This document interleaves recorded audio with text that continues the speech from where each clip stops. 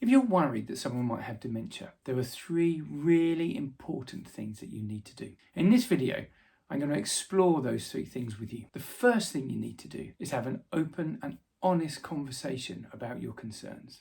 Now, as we know, this can be a really difficult conversation, but there are a few things that you can do to make it easier. The first thing is find the right time and the right place. Now, notice I don't say find a good time, because I think we're all aware that there's never really a good time to have these sorts of conversations. But the right time is one when you're not going to be interrupted, where you're going to have enough time and space to have a meaningful dialogue, to be able to share your thoughts, to allow them to react in whatever way they're going to react, and to resolve that within that discussion. The place is also really important. This isn't a conversation to be had in a busy coffee shop. It needs to be a place where you both feel comfortable, where you're going to have that time to have that discussion properly. The next stage in having this difficult conversation is to express your concerns calmly. Start by sharing your specific observations. You might say things like, I notice you've been forgetting things, or you seem a little bit confused, or something that you used to be able to do all the time without thinking you're struggling with. What this does is it helps frame the conversation around concrete examples, and that makes it easier to talk about rather than just general statements such as, oh, I think your memory's going. Because then it's very easy for them to go, oh, no, it's not. No, it's not. The next thing you want to do is you want to use what we call I statements. So focus on your feelings and your concerns. Use these I statements to say things such as, I'm worried about you, rather than you're forgetful. Because what this does is it makes it less accusational and much more supportive. The fourth step in this discussion is to actively listen. Give them space to express their feelings, to express any concerns or worries they may have. And listening actively shows that you care. It shows that you are genuinely interested in their perspective, in what's going on for them. Validate their feelings, whether they're in denial, whether they're upset, whether they're angry. The final stage in this conversation is about offering support. Let them know that you're there for them. You could say something like, I'm here to support you, no matter what you decide to do next.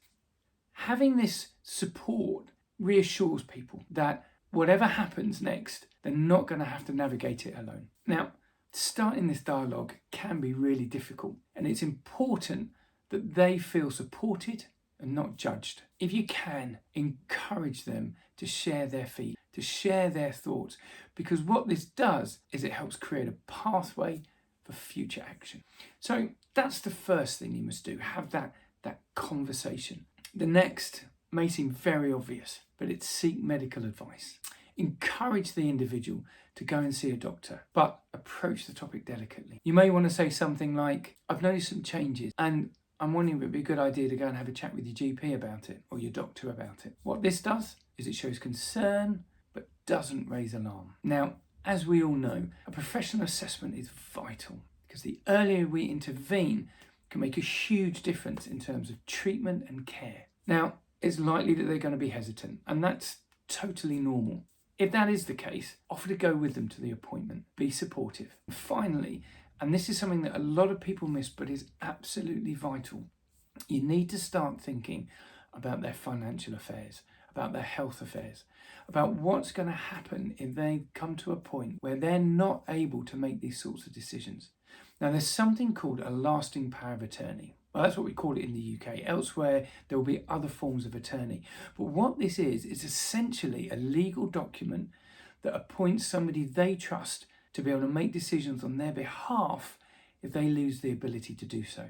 And it's vital that you get this in place beforehand, because if you try and get it in place once they've lost the ability to make these decisions, you're not going to be able to do it. And then it becomes a much more expensive process, and you have to go through the courts and all sorts of things. So how do you go about setting up a lasting power of attorney? Well, the first thing I'd suggest is you go and seek legal advice. Now, there are lots of firms out there that will help.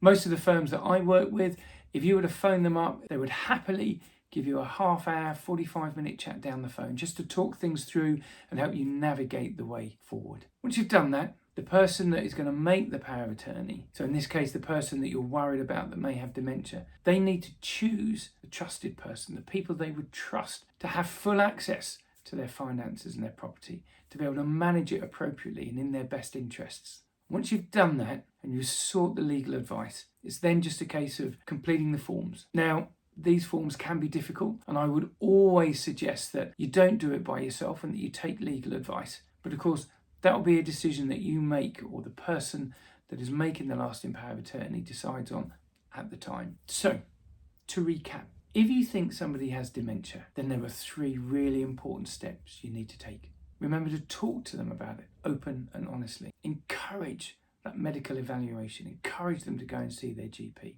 and discuss setting up a lasting power of attorney, sorting out their financial affairs, their will. Following these steps can help them get the support they need and give you immeasurable peace of mind. So look, I hope that's been useful. If it has, please do like, subscribe and share below. If there's any other topics you'd like me to talk about, either in relation to dementia or lasting powers of attorney or mental capacity, mental health, whatever it is, then please do let me know in the comments below.